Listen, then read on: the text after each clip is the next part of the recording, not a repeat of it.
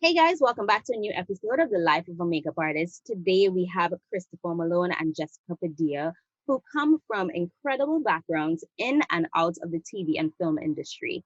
Chris is an Emmy nominated artist that has worked on fashion sets and some of your favorite classic shows like Ugly Betty and Unbreakable Kimmy Schmidt, to touring with Madonna. Jessica, coming to makeup as a performer herself, Jessica has been a staple during Fashion Week in Milan, New York, and Paris. And she's also worked on the Unbreakable Kimmy Schmidt and CBS's The Good Fight, just to name a few. Both sharing a flair for theatrical and time period specific creations with having local 798 union membership.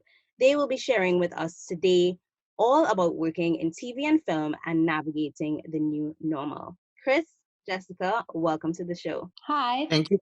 I must mention this is my first episode ever interviewing two people at a time, so it's gonna be an interesting one. Ladies first. Thank you. Thank you for having us, Jaleesa. Of course. Yes, thank you. Happy to be here. So now you both have extensive experience. And, Chris, like we were talking earlier, I went through your IMDb and I was just like, wait, okay, I had no idea. I mean, I knew you for a really long time, but you've been on every single thing, like a lot of shows that I've watched. Now, can you guys share a brief history on what made you decide to get into TV and film? Yeah. Chris, do you want to go first since you got into it first? Sure. I was kind of always obsessed with, the power of makeup and the power of transformation. So that was what really got me interested in makeup in the first place. But what really got me into film and TV world and making that a career choice was I probably want there was and I've said this in other interviews before that there was a TV show in the early 90s. It was called the Horror Hall of Fame. It was like an award show, and it was really campy and bad. It was like nobody's even heard of this show. Like it was that obscure. So, but they would always do this segment with this professional effects makeup artist guy and his model. It was called Making Up with Stephen Linnea, Hmm. and every segment would be like he'd make her into a zombie, or he'd try and do a bullet hole in her forehead with a button and string, and then he'd pull it, and then the bullet hole would come out, and then he'd like do fingers cutting off and all that stuff with wax and stuff, and it was like, oh my god, that's so cool! I want to learn how to do that. So that was probably my first introduction to that, and on that show, the introduction to all the makeup artists, because that was a category on the show with like Rick Baker, Stan Winston, all those special effects makeup guys. Hmm. So that was my first introduction to the film and TV makeup world and being a makeup artist for a movie or TV, which that sparked the interest. What about you, Jess? I think because I started out as an actor, I had been on set before, and the odd thing is I didn't realize that makeup was a job, even though I was having my makeup done on sets. For some reason, I didn't put two and two together right away. And there wasn't really any YouTube, or like there weren't any, like, the resources that are available to makeup artists now are just incredible because there's so many places for information. But back then, if you didn't know anybody who was actively doing it, you wouldn't necessarily have been exposed to that kind of work. And it wasn't until later, when I was working in retail at Mac, that I was thinking about a freelance career and thinking about what direction I wanted my makeup artistry to take me. And I it was sort of like a very pragmatic decision. I mean, I always loved film. I too, like Chris, love the power of transformation, but I could kind of step back and see the people who were like just ahead of me. I had a lot of friends who were, assisting in fashion and doing fashion jobs. And then I had a couple friends who were in commercials. I had one friend in particular who was 20 years in commercials, and she lived an amazing life. Like, she was thriving. She wasn't just surviving. Right. And when I started to assist her, I really started to see how people in production could actually make a stable living. And it made me start to think about the union. And I'm also a SAG member. So I already was a member of a union, and I understood what the benefits of that could be. And so when I was thinking about which direction to step forward as an artist, I just realized that as a makeup artist in film, television, and commercial work, there was a little bit more of a stability and a long-term, like, just support, for like raising a family, but also having a career, or having being able to travel the world and also having a career. So Right. that made me make that choice. Um, but yeah, I'd always been in love with film and television prior to that too.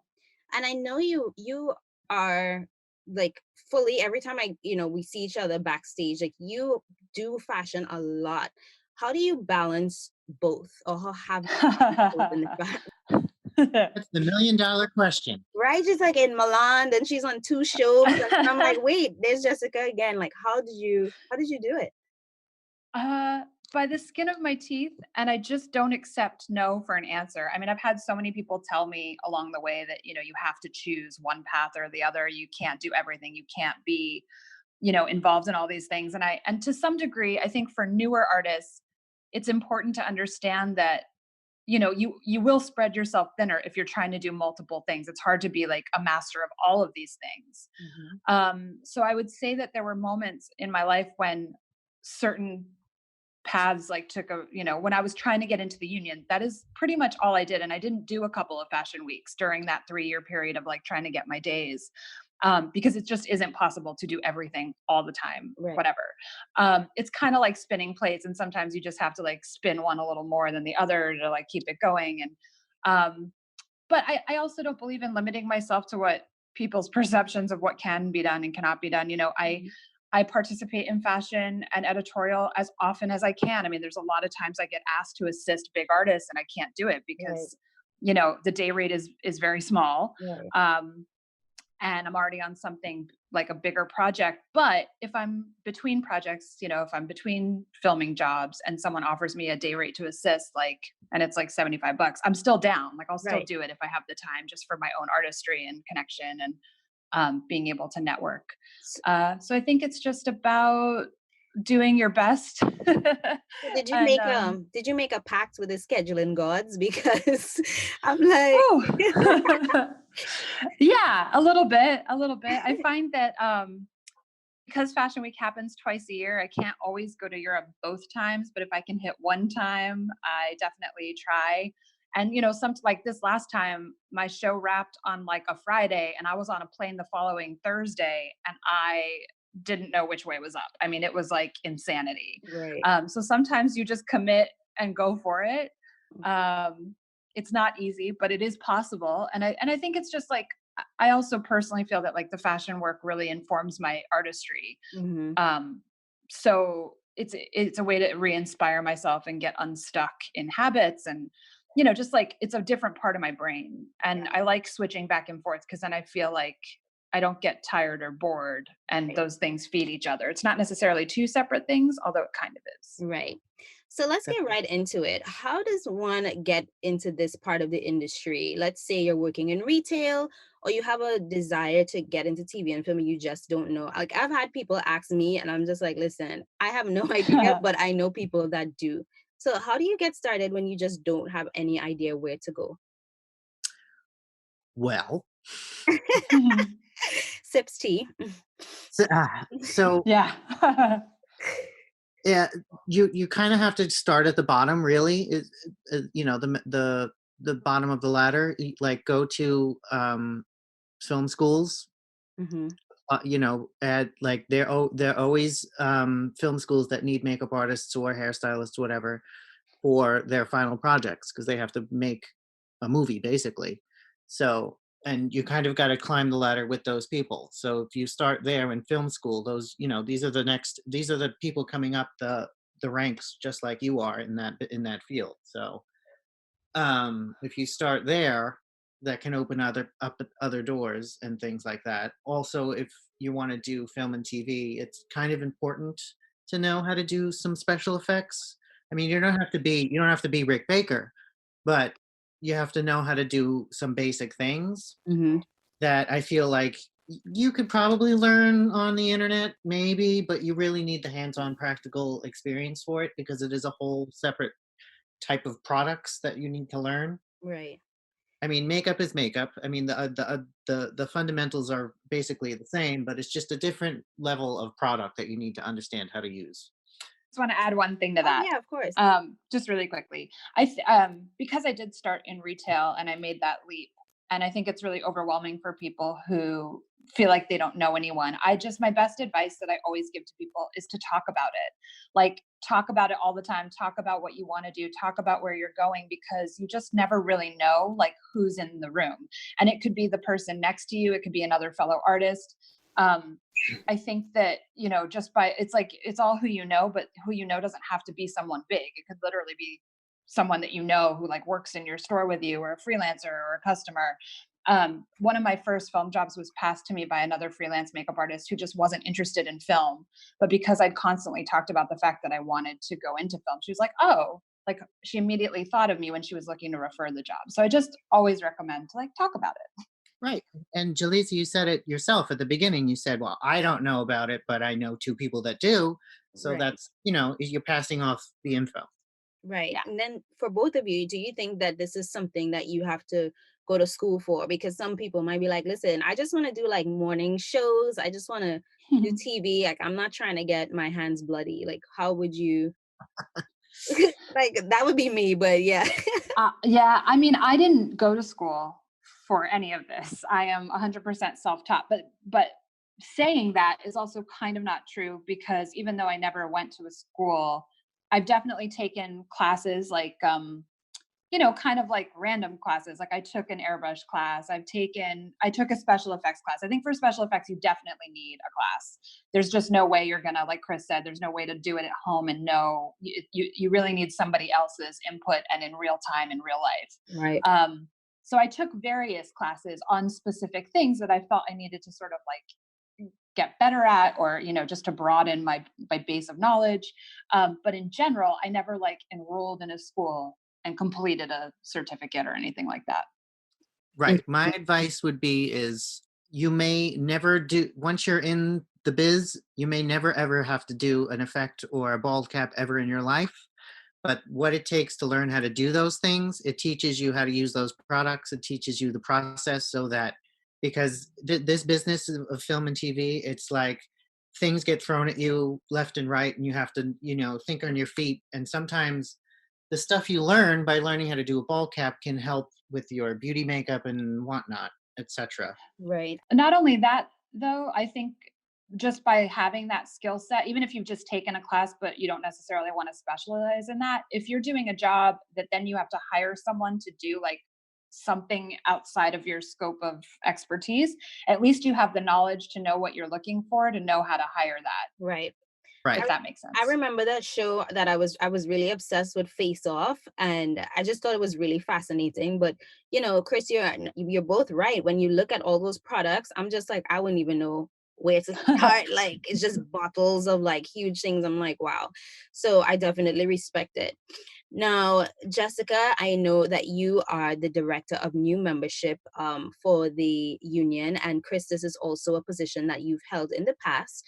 Can you share more about like how the preparation of getting into the union, and possibly like give some extra tips for those that are looking for advice? And you guys can split the question however you want to answer it. Well, you go first, Jess. Okay.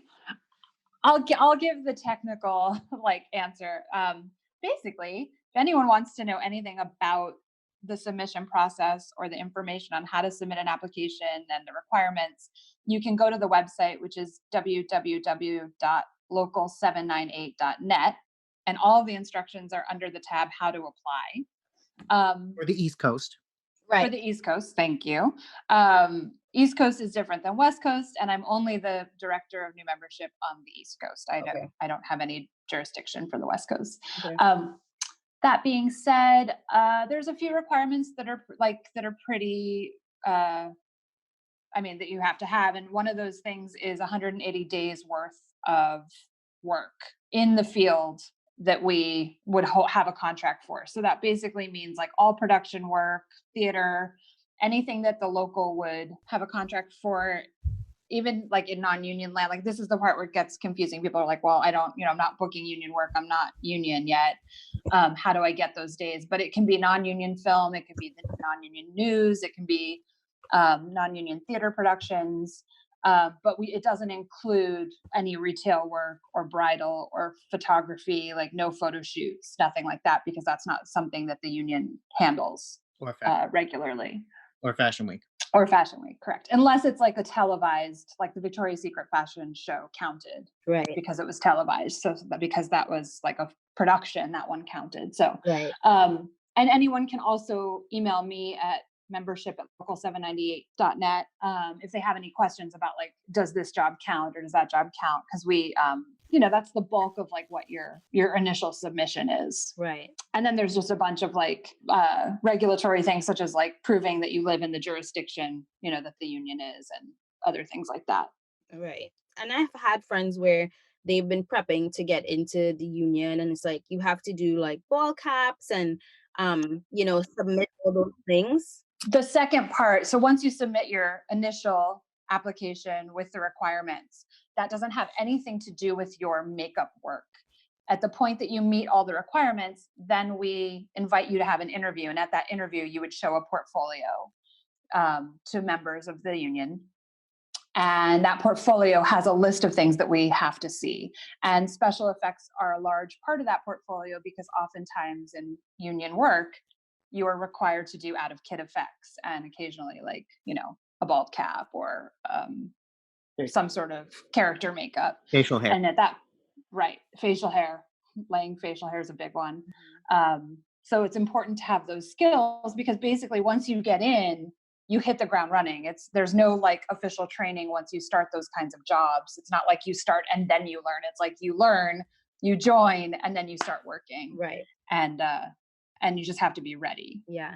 So Chris, can you tell us more about what is straight makeup? Because while I was doing my research, I was like, oh, I didn't know that's what it was called. I know we've just, touched on special effects, and it might come far and, few in between, but there might be a moment where they're like, oh, actually we need like a scar or something like that. So can you like explain to everyone the difference between straight makeup and then like having the little special effects, your special effects skills, intact? Okay, well, so a straight makeup is basically a beauty makeup. It's either for a male or female. It's just a straight beauty makeup, and I think they created that term to differentiate between an effects makeup and what you call a beauty, like it's a beauty makeup or a straight makeup. That's all that means. Oh. So then there's out of kit effects, which is smaller, things that you can do with stuff in your kit that are non-prosthetic, that are like a cut or a bruise or a black eye or a burn or something of that nature, is an out of kit effect, or a scar, like you said. And then you get into like heavy effects, which is more of a prosthetic or a pros aid transfer or full ball cap and things like that. It's a true special effect. Okay. So I've been I saw this conversation online a while ago, and I wanted to touch on star requests and non-union artists getting sort of grandfathered in. How does that work? Because I was reading a lot about, you can't work on on unionized jobs, and then some people say you can, or if it's it's like a whole confusion. So do you guys mind clearing that up for us? I mean, technically there is no grandfathered in. There is no, I mean, there was a time, in the past when things were less structured and it wasn't as organized. I mean, the union is still relatively new, so everybody has a story of somebody who like did something to get in that was different than the proper channels. But officially, what I advise people to do is reach out to me at new membership, and ask me specifically if they're in a case where they've been star requested, or there's a production that wants them for various reasons. Right. The general truth of it is they usually just have to apply through the proper channels, and it makes sense once you're like in the union, you hire other union members. So we really don't make a habit of bringing non-union people onto a union set, because that goes against the oath that you take when you join the union. It's protection for us and protection for each other. So in general, there isn't really a workaround, because people do ask me all the time various ways, like, oh, I heard, someone got in like this or like that. And in general, it's usually not true. Right. So I would just advise that people contact me directly or contact the office directly. Are there instances though where even if they don't just get into the union, what if like a celebrity has one person that they are like adamant that they want to work with? Would they be able to temporarily work on a job, just not like become union, but they'll be able to work on the job? Sure, it happens. It's very, very, very, very, very rare, and the celebrity needs to be like Major. A real major celebrity. celebrity.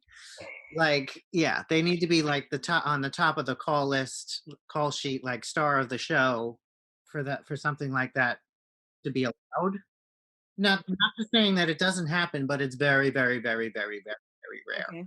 Hmm. Because the other thing too is just because they're a celebrity makeup artist and just because they have amazing knowledge of makeup, they may not have any knowledge of what it is to be on set to keep continuity. Like there's a whole other level that happens when you're on a set that a lot of red carpet makeup artists have no clue about. I mean, I've definitely been in instances where I've tried to like explain to people like what they were responsible for on a union set, and it's just a lot.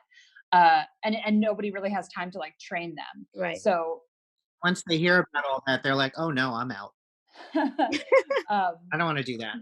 but on the other hand, if they do find themselves in a situation where they are on a set, most of the times they do want to join. Once they've done, a full season of a show or something like that, because there's a lot of benefits to it. Mm. Okay.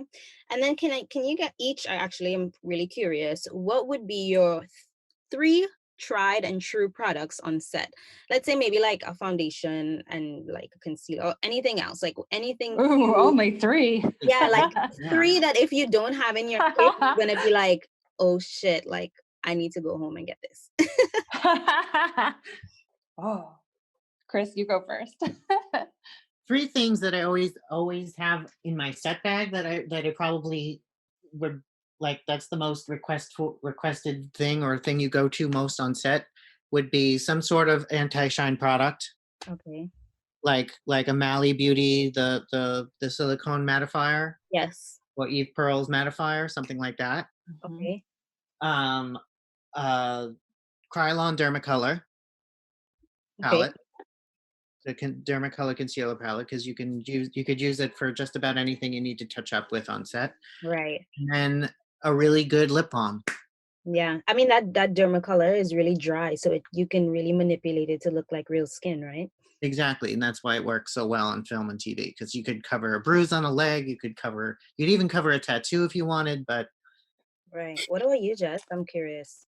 Um, I would say like one of my favorite products that I've used a lot in the last year is the chromographic liner that's the pot from MAC Cosmetics Mhm. in black and white. Like I use that so much, but I've also done a lot of drag and like really over the top theatrical stuff in the last year. Mm-hmm. So that's sort of been a go-to because it doesn't move. And it just makes my application life much easier. And it also lasts for a 14 to 17 hour shooting day without a lot of touch ups. So I really love that product a lot. I also really like the Maquillage Pro mixing medium, Mm-hmm. which I personally use to sheer out my Sean Richards palettes. Okay. And I use it I use it for I use it to like clean up eyeliner lines. I use it for everything. I use it to like diffuse blush or like reinvigorate a makeup after lunch Yeah. touch-ups. Like I use that a lot. And then what else would I say? I use the It Cosmetics Bye Bye Pores powder a lot. Oh, I literally was like, can I ask? I was about to say, can I ask about powder? Yeah, I want to know like what is your favorite powder? So then do you like that? Is it translucent? Because I haven't used it. I love it. It is translucent and it has like an optical diffusion in it. So you can even use it on mature skin and it doesn't get crepey and you can't like add too much. Mm. And it's super mattifying. Okay. So can you guys tell me more about how you manage or what systems you have in place to maintain cleanliness on set? I'm sure there are times where you're keeping track of so many different talents. And then, I think anyone new in the field or who have just started to, be on set with a lot of people can understandably become overwhelmed, but hygiene is never an option. Correct. Yeah. I don't know. I think it was. I think I posted it on my Instagram feed. But there's a great picture from Pose last season, and we had Oh yeah. it was a ball day, and we had like 50 actors in. You see every single actor's bag lined up on the counter, and it's literally like 50 bags, and in each bag is each actor's their brushes, their products that we used on them, their foundation, everything, their eyeliners, all their little gadgets and doodads are all in those bags that we use for each individual actor, and then we have to schlep it all to set, and then so it's about dividing things up between the actors, and then that stuff is only used on them Mhm. and theirs. They're like their lip products and and whatever eyeliners, lip liners.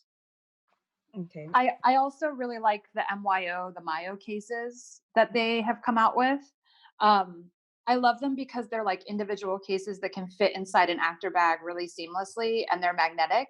So you like what I typically do for an actor is like I'll put their whole look, I'll break it down inside the case because it comes with like little compartments. So instead of carrying an actor bag with like the full foundation in a glass bottle and the full concealer and the full this and the full that, I like Right. to work lighter. Um, so I just like split everything up in the little plastic containers, and then it's like pretty much like their entire look in that case. And then I work out of there for last looks. For me, I mean, some people find it a little fiddly because they have to like open the case and whatever. But I feel like once you get used to that process of just opening it, everything is there and it's less heavy and it's less stress, especially on days when you have like 100 people to cover. Your bag doesn't get so heavy. Right. Now, I distinctly remember, I know I'm such a night owl, so I stay up really late.